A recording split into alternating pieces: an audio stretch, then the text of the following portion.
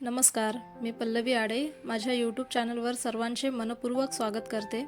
मी आज एक रानभाजी बनवणार आहे। तुम्ही बघू शकता असे बारीक पानं असतात या भाजीचे। कदाचित सर्वांना ही भाजी माहीतच असेल। या भाजीला चिवळीची भाजी किंवा चिवची भाजी किंवा बरेच जण याला चिवडीची भाजी सुद्धा म्हणतात। तर ही एक रानभाजी आहे, हिला लावावे लागत नाही, ही आपोआपच उगवते। तर ही भाजी शीत गुणधर्माची असते, म्हणजे शरीराला थंडावा देणारी भाजी आहे, म्हणून ही भाजी उन्हाळ्यामध्ये आवर्जून खायला पाहिजे। मी ही भाजी निवडून घेतली आणि 2 ते 3 पाण्याने स्वच्छ धुवून घेतली। तर ही भाजी निवडताना याचे जे लालसर आणि जाड काड्या असतात ते चवीला छान लागत नाही, तर हे काड्या काढून घ्यायच्या। असं याला 2 ते 3 वेळा पाणी टाकून हाताने घासून स्वच्छ धुवून घ्यायची आहे ही भाजी, आणि जेणेकरून या भाजीला लागलेली जी माती आहे ती निघून जाते। आता ही धुतलेली भाजी एका चाळणीवर निथळत ठेवायची आहे। यातलं संपूर्ण पाणी निथळून घ्यायचं आहे आणि पूर्ण कोरडी झाल्यानंतरच आपण या भाजीचा वापर करणार आहोत। तर तुम्ही ही भाजी पुसून घेण्यासाठी स्वच्छ कॉटनच्या कपड्याचा पण उपयोग करू शकता। तर आपण पारंपरिक मोकळं बेसन करणार आहोत, त्यासाठी आपल्याला लागणार आहे 2 कांदे। कांदे यामध्ये जास्त घालायचे आहे कारण चविष्ट होते हे बेसन। त्याबरोबरच 5 ते 6 लसूणच्या पाकळ्या घ्यायच्या आहे, बारीक कट करून घेतल्या आहेत, आणि कढीपत्ता आणि थोडा कोथिंबीर घेतला आहे। कांदा आणि लसूण छान बारीक कापून घेतला आहे आणि कोथिंबीर पण बारीक कापून घ्यायची आहे। त्याबरोबरच काही मसाले मी इथे काढून घेतले आहे, मोहरी, जिरा, लाल तिखट, हळद, मीठ आणि 1 वाटी हरभऱ्याचं पीठ म्हणजेच बेसन घेतलं आहे। तर आता आपल्याला गॅसवर कढई गरम करायला ठेवायची आहे। त्यामध्ये आपल्याला 5 ते 6 चम्मच तेल घालायचं आहे। तर इथे मोकळं बेसन करण्यासाठी तेल थोडं जास्त घालायचं आहे, त्यामुळे चवीला खूप छान होते। आता तेल छान गरम होऊ द्यायचं आणि त्यात मोहरी घालायची। मोहरी छान तडतडली की जिरा घालायचा आणि कढीपत्ता घालायचा। आता यात कापलेलं लसूण घालूया।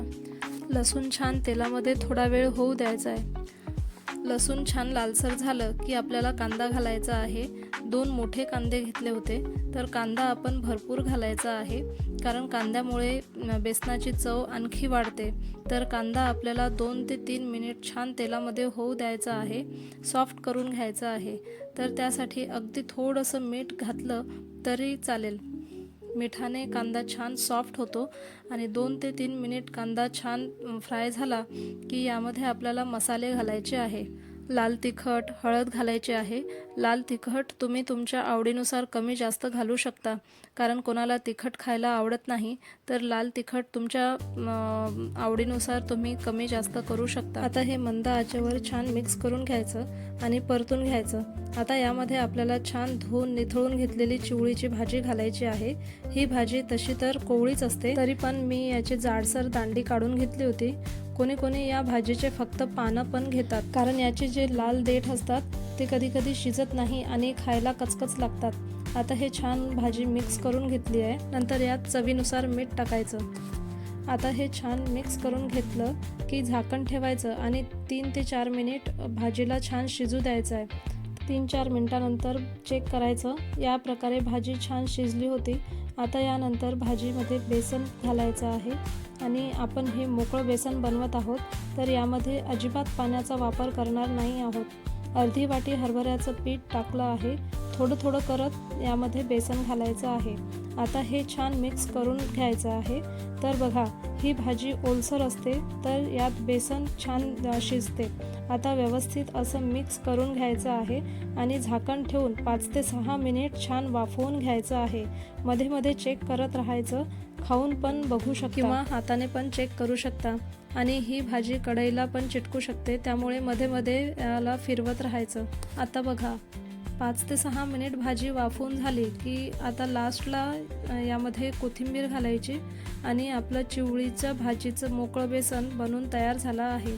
आता यासोबत आपण कढी किंवा आंब्याचं पन्ह पण खाऊ शकता। हे मोकळं बेसन भाकरीसोबत किंवा चपातीसोबत पण खा, चवीला खूप छान लागते. हे मोकळं बेसन नक्की ट्राय करून बघा आणि उन्हाळ्यामध्ये नक्की हे बेसन खाऊन बघा. असे पारंपरिक आणि हेल्दी रेसिपी बघायची असेल तर माझ्या चॅनलला नक्की सबस्क्राईब करा आणि व्हिडिओला एक लाईक नक्की करा. चला तर भेटूया पुढील एका हेल्दी रेसिपीसोबत. तोपर्यंत हेल्दी खा, हेल्दी रहा.